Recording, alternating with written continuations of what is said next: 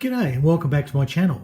Now, I've had a special request to review this lovely new Airfix kit that's just come out. The Bristol Blenheim Mk.1F. It's a very iffy model, this one. Yes, no, it's 1F, of course, you idiots, bloody drongos. Now, this is a night fighter version. Yes, because apparently these things were bloody useless as bombers. Now the history goes, and I won't dwell on this too much, but it was originally designed as a domestic, as a passenger aircraft. A rich benefactor in United Kingdom, they wanted a 6-8-seater passenger craft. So aircraft. So it basically was designed for that purpose. And when it was first built, it was quite good. It could do 300 miles an hour, which was quite good in the day, the early 30s. And it definitely had enough room to put the passengers in. But then with war breaking out, the gentleman in question, you'll have to look him up, I can't remember. I might put a little text thing down here, whoever he is, Lord Gosh Mike Wackle, right? He gave it to the military. He said, here, look, you probably need this, you buggers. And they promptly went and put a whole lot of bloody machine guns and everything on it, weighed a whole lot more, slowed the thing down. It can only do about 270 miles an hour. And as a bomber, well, it was brilliant. Long range, absolutely brilliant long range. Slow as anything. 270 was nothing in those days. Meshy Smiths would just shoot these buggers down. In fact, they lost lots and lots of them, and they were becoming quite a bit of an embarrassment as a bomber. But then, scroll forward to Battle of Britain, and they realised these were really good night fighters. For some reason, they had quite an advantage in the dark. Well, basically, no one could see them. And they could sneak around, and they were getting a lot of kills and a lot of success working as a night fighter for Battle of Britain. And that's basically when this vehicle started to shine. Later on, they were all replaced by the Beaufighter. Beaufighter was a far more efficient twin-engined sort of fighter bomber. So there you go. Now let's have a look at what Airfix gives you in this kit. Now this is the 1/48 scale one.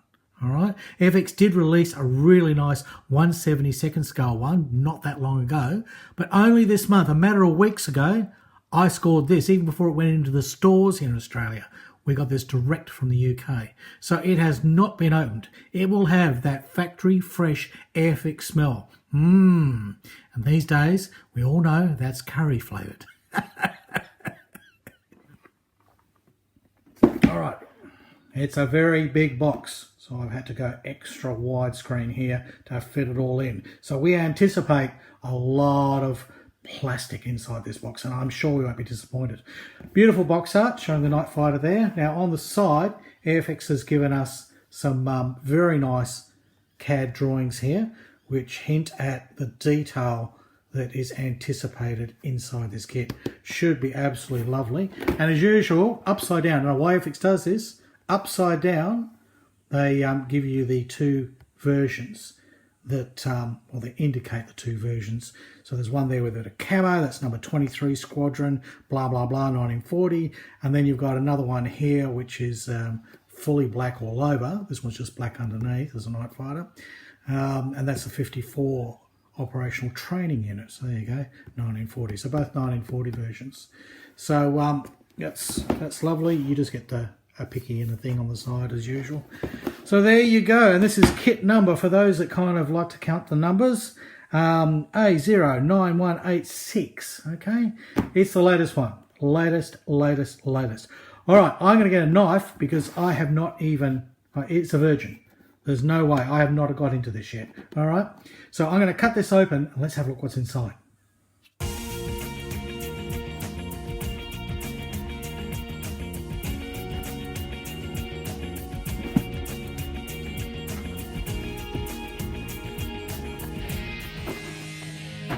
All right.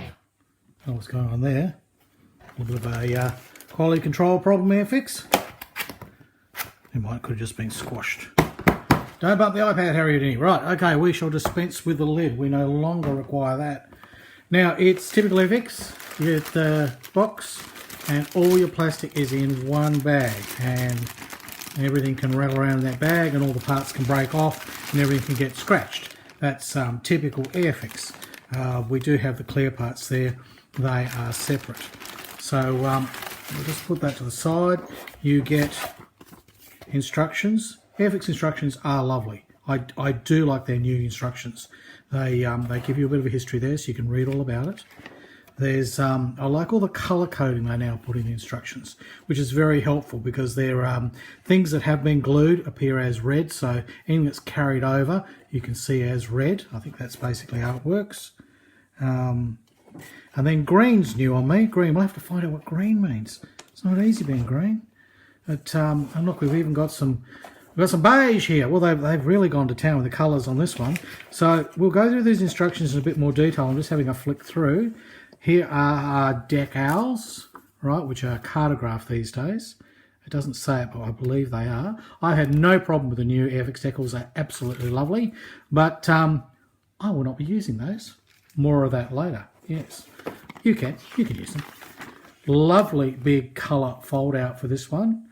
So does it say what scale it is? It must be nearly close to the scale of the model. We'll check that. It'd be interesting to see. I like it when you get a 1-to-1 scale colour chart because it makes it very easy to cut out the camo patterns. Now that's your version with the camo on the top and the black underneath, all right? And that's your version that's black all over. So if the only colour you have in your paint stock is black, well, Airfix has accommodated you. You can just paint it black, black, black. It's a Henry Ford version. Yes, you can have any colour you like as long as it's black. Look, you could do a good job doing the black one. There'd be a lot of fun doing the panel lines. You'd have to use a lighter colour of grey, and you could do a lot of sort of effects. You could do some really fun stuff. But not for me. Not with this aircraft. I want to do something else. I want to do something different. And we will get to that. We will get to that. So, okay, that is good. That's nice. There's a lot going on in these instructions. We will gloss through them and we will pick out some of the highlights shortly, and we'll make that up with the plastic, because the way I like to do a review is, as we find a bit in the instructions that's interesting, I find the plastic part.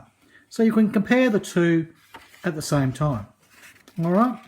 So look at that. There's a lot going on. Those motors are going to be brilliant. And here we go with this green again. There's a whole lot of green. A whole lot of little spars and things. But this is interesting. And there's a new green bit here. We'll have to find out what that means, because green is new. This is, I've got a lot of Airfix kits, and a lot of the new ones. I've never seen green in the instructions. So we will find out what that's all about. There's a lot of glass on this. I will be ordering a mask. I will. Yes, although it is big enough. I mean, we'll have a look at that in a sec, but the clear part should be large enough that you could make your own mask. It would not be beyond the realms of possibility for even the average modeler. Oh dear, I haven't got my teeth in. Look, I'll go get a fresh cup of coffee. We'll cut open this bag, and then we'll go through the instructions and see if we can pick out the things that are of most interest. Now, Airfix never gives you a sprue map, so you basically just have to sort of figure it all out. It's best to orientate yourself with all the parts. Now, I don't normally like to remove the clear parts before I build the kit, but we really can't see what's going on because they've got all this sort of stuff on here. Safety, avoid, danger, suffocation. Yes, okay. All right, I'll just open this one as well quickly, and we'll just push that out the way. Right, so bear with me. I'll try and do this without bumping everything. Oh, hopefully I can fix this back up again afterwards. Still got, oh, here we go. Right, carefully, I do not want to get any grub on this. These parts look really lovely. This is state of the art, and this is current Airfix. There is nothing wrong with it. Yes, Mr. Tamiya. I love it. I know there are Airfix haters out there, but I absolutely love Airfix kits. Look, I built them as a kid, so I've got a fond nostalgia. Now, everything's in separate pieces, and there are different fronts. There seems to be, is that a, well, that's basically, that's a port side, that's a starboard side. That must be another port side, so that hints at another kit, different version, which may be useful to me. And you've got basically the turret tops, that's part of the nose front there. We will look through the instructions, and that's how we will find out what things are. But I thought I would just do the trick that everyone likes to do, and I am no exception. We'll just have a quick look at basically opacity, if I can somehow waggle into the camera here. So we'll have a quick look at how crystally clear and sharp they are. Look, I can read, it's almost like they're transparent. I can read everything through these guys. All right, so let's have a look at this one. It's absolutely crystal clear. There's just, you know, there's nothing to really worry about. Nothing at all. In fact, you know, it's sort of pointless even doing that whole exercise. Look at these guys. They are absolutely lovely. And so this is state-of-the-art Airfix, and this is state-of-the-art for the modelling. Okay, so they are beautiful. They're going back into the container or the plastic bag now because I do not like dust and crap and stuff all over. I got Bash the cat to vacuum out the hobby room yesterday, so hopefully we are fairly dust and cat hair free. But I'll secure those now, and let's have a look at the instructions and go through the sprues. Here are the sprues, and this is exactly as they came out of the bag. They do tend to pack together nice and tightly these days, much better than the old Airfix kits, where they didn't have the frames around the sprues and basically everything was just suiciding into everything else. So by the time you got it, you just had a jigsaw puzzle of parts, no sprue map, and you're trying to figure out what the hell was going on. But luckily, Airfix is a little better these days, but still one of my pet hates, no sprue map. Anyhow, here's our very first sprue, and in no particular order, this one was the top is D sprue, so we're already seeing some interesting things. We've got some lovely panel lines. They're probably too heavy for all you Tamiya and Hasegawa builders, yes, I know, but compared to Matchbox and Revell, well, some of the Revells anyway, these are quite good. Now, Airfix does do their panel lines a little bit thick, and the reason is it's designed so that you can hand paint and, you know, you can slop the stuff on, you're still going to be left with some panel line, and away you go, which is handy for those people still using hairy brushes, okay? Nowadays, we've all got, well, most of us have got airbrushes, and, you know, we're spraying on beautifully fine, thin coats of paint, and, yeah, those fine panel lines and the other kits show up beautifully. Airfix is sticking to this old way. They're obviously onto something. They know their core market and their demographic, and they're sticking with it. And they're doing what's called a POD, okay? Point of difference. If you do the same as everybody else, then you're just fighting against them. If you do something slightly different, you can get a niche market. And maybe that's what Airfix does. So I have no problem with these panel lines because I know my washers are going to show up really well. I can find them with my old eyes, okay? Maybe that's it. It's the young people coming in who need big panel lines to do stuff. And then the old bastards like me that can't see anything. We want great big fat panel lines. Show me the panel line. Okay, that is our fuselage. Now, I just want to do a quick comparison. As I said before, we had a colour guide, and I don't think it's going to be anywhere near, no. So our colour guide, our colour guide matching from the tail fin to there, is about 2/3 the size of our kit. So it's going to be quite a big bomber. Yes, it's going to be quite a big bomber. Right, let's move on and have a quick look at the other sprues. We're not going to go into detail of the sprues until we look at the instructions. Oh, there's a little one hiding in here. That means we might have about 7 of these. So we've got a nice little sprue here, which is bits and pieces. I'm not even going to attempt to try and worry about what things are. Wings. Now, these are looking lovely. Now, these would be underneath because that's, I would believe, a hole for the undercarriage. Now, a quick look at panel lines while we are here. These ones are finer than on the fuselage. These ones are actually really bloody nice. They're probably still considered trough-like by you Tamiya builders out there. I know. But that, for Airfix, is the best they do. And that's lovely. That will show up really nicely with a wash. I have no problem with that. Okay, quickly moving along. What have we got? Oh, we've got a couple of sprues here that seem to be the same. Did I figure out what that last sprue was? I don't tell you very clearly what they are anymore. They've got this little letter hidden away in here. I like a nice big number cut out in relief so that I can see it. Braille. That was an E sprue for that one. And this is handy later on. I'm going to say these out loud now because I find that's an F sprue, right? E and F, okay. Though these two here that we're given, which are identical, and they're locked together. See that? That's can be good and bad. Sometimes it smash the part out. But no, so far we haven't had any broken parts. So this is C sprue. We have 2 of these, and these are going to be for the motor and the prop, and looks like some of the undercarriage assembly. And we have the ordnance here. And look, the parts are just gorgeous. We'll have a very quick look at some of the motor detail. Okay. So hopefully you're seeing what I'm seeing. There we go. In focus helps, Aaron. There's a lot of very nice plastic moulding going on there, and I'd hazard a guess to say that's part of undercarriage, but we will check all that as we go. Moving right along, we have here a B sprue. So this is just the order they've come out as I've found them packed, and we have basically control surfaces, rudder, we've got nacelles for the motor, we've got some interior Bombay stuff. Looks like we've got some Bombay doors and things and wheels. We'll just have a quick look at something like this. Look at that. That, I think, is either part of the interior or part of the Bombay. So that's quite nice.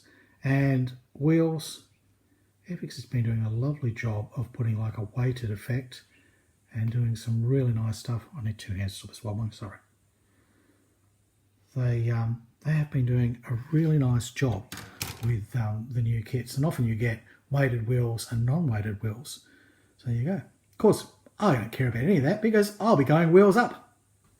And the last frame, as Airfix call them, we call them sprues. Airfix is now calling them frames. I don't know where the girl I got that from. Been framed, Airfix. We have the top part of the wings, and we have some various bits and pieces. We've got a pilot. Airfix usually gives you a pilot. The exception was in the recent Sea Fury 148. They didn't supply a pilot, which is very unusual for Airfix because you usually always get a pilot. That's one of the things that's sort of kind of lovely about Airfix. Now, again, panel lines on the wings. I believe that's just right. That's just right for me. I'm happy with that. And maybe it's because of my expectations. Well, of course it's because of my expectations. But, you know, that to me works. I can see them. I can get a few layers of paint on that. And it doesn't matter if I'm a little heavy-handed. I'm not going to lose them. You know, that's fine. I'm happy with what Airfix does. Airfix works for me. Okay? Your mileage may differ. All right, that's a quick look at sprues. Let's have a look at those instructions, and then we can pick out various bits and pieces, and I want to find out what those green things are. Okay, I have an answer to the green conundrum. Green means remove. Okay, you can see it here. There's a little knife. It's quite obvious. It means remove. Now, this here, 3A and 3B, which come from parts B8 and B7, they get used further on down the bottom here when you are assembling and putting together what is basically over the Bombay doors, because we don't see it again until near the end of construction. We find that section, which is 8, because Airfix does this. 8 means you made that back in step 8, okay? And then the red bit means the last part you glued on. So on and so on and so on. So 8 gets put underneath the seat and to the rear of the pilot, okay? And then if you have a look a bit further on, that is over where the Bombay doors are, okay? So that's going to be basically your entire Bombay. Now, there is a version of the Blenheim that was just open. And it may be this one, I'll have to check, but I don't think so. I think this is sealed up. Anyway, there are a couple of versions with the Bombay area for the Blenheim, and I'll have to do more research. And, oh God, message from girlfriend past. Well, why worry about that? Now, there are a couple. One is the Bombay is always open. The bombs are in there, the thing's open, that's it, they drop out. And then later on, there's some doors. So that would be the explanation for what's going on there. This being the version 1, I'd suspect it's all wide open. So we can confirm that if we actually had a look at maybe some of the final pics. There we go. Okay, so here, that is all fully open. So do we ever cover that up? Do we ever cover that up? Well, yes, no, hard to say. There certainly is a part here. I'm going to have to do some more research and see what's going on, because there is a cover. But you'd think usually if it's Bombay, they're going to open up like so. You know, your doors would open. But that's essentially what's going on here. That cut is a hint for the different versions. So there's a version 5 which is very different of the Blenheim, and that may be what's going on here. Just the same as with the fuselage canopy glass, which we showed earlier on. The port side, there are a couple of alternates. So I don't think we've got options here, although here's a thing. Although the only option with that is whether you slide open. Okay, so there are going to be more kits, because Coastal Command had a Blenheim which is different. Well, Coastal Command had one with a big long nose, which is different again. But we have a couple of different port side glasses, which will be this one. And so we need to have a look at that. So look, all I'm saying is there is a lot of options in this kit, and you'll need to do some research and figure out which one you want to build. And even if it's just one of the ones here that Airfix is giving you, you're going to have to decide. Now, looking at some other green sections in the instructions, okay, this little green one, that's actually a jig for building your machine guns. Isn't that nice? So that's actually a part that you don't use. You just simply use it to build up your machine guns, because the parts are very fragile. How about that? Now the green here, this is where you've got the option of either having your flaps open, all right, or your flaps closed. And if you're going to close your flaps, I don't know why Airfix didn't basically mould two separate pieces here, but if you're going to close your flaps, then all these little ribs, which will be seen here, and they're beautiful, right? They're lovely. That's a nice bit of detailing. But of course, when you get to here, it's a friggin' nightmare. All the ribs are going to bang into each other, so you have to remove them. It might be an easy job. I personally would just say stuff it. I'm going to go with my flaps open, because A, the ribs look really nice, and so I believe flaps opener is landing, takeoff. Certainly not level flight. You would have your flaps closed, wouldn't you? Correct me if I'm wrong, guys, but that's how I understand how an aircraft works. So, okay, you've got your two little flappy things there, and that's why there's green in there. Now, we've kind of shown you a lot when I went through the sprues, so there's really not much else to show. I still don't know why this bit here is gold. I think it's just saying the colour. But what I thought I'd talk about at this point, because I'll run some sprue pics at the end here, and you can just have a detailed look through the sprues, because this review is going on quite some time. But there are a lot of really good options here. There's lots of very fine parts. There's a whole cradle here around the pilot. It's beautiful stuff, okay? You have got some horrible decals here for the instrument panel, but those parts are fairly well relieved. Let's have a look at that. That is D, okay? So the relief on the instrument panels is very good. So you can choose whether you're going to rip all that off and put decal, or try and get a decal to form all over that. Tear it all off and buy one of the expensive aftermarket kits that are going to come out, no doubt, and you can spend a fortune. Or you can simply do some dry brushing and use a toothpick and pick that out. I'm going to go dry brush and toothpick myself, because look, Airfix has gone to all that trouble to mould that. So I'm going to use it. It's beautiful. All right, let's see what else we can find. Now, I always have a look at the little sprue. If, like in a dragon kit, when you get that one little sprue that doesn't match everything else, you know, usually, these are options. This is a different version. And this is that panel, or one of the panels, involved with the Bombay. And it's unique to this kit. And you've also got the set of machine guns with 4 barrels. Unique to this version, the Night Fighter version 1F. But you've also got some radar here. Now, I don't think they're actually used in this kit, but guess what? They would go on Coastal Command. Now, I could be wrong. I'll double check. I'm willing to be proven wrong here. But this sort of antenna arrangement usually appears on Coastal Command. Now, I believe we do use this one. I'll have to find it again. It's pretty full on, these instructions. And there's so much happening in this kit. I'll have a quick squeeze. But I'm working on very limited knowledge and limited research. And let's have a look. Maybe I've made a liar of myself. No, I did see it. There you go. F1. There it is. That's the radar for the Night Fighter. Okay. But we'd have to look. Oh, hang on. F2 is used. Oh, there you go. F2 is down there, and it is used. And that's more of the radar arrangement. But anyhow, my point's still valid that this sprue is unique to this kit, and it's a small one. Therefore, this is options. And we could well see another version, probably the 5, the Blenheim 5, and it will not have this F sprue. It will have another F sprue, another effing sprue. So that's where I'm getting at here, okay? That these things are unique. So basically, most of the Blenheims are the same, although you're going to need a different fuselage with a Mark 5 because basically it's got a much longer nose. So you do a different clear sprue, different fuselage.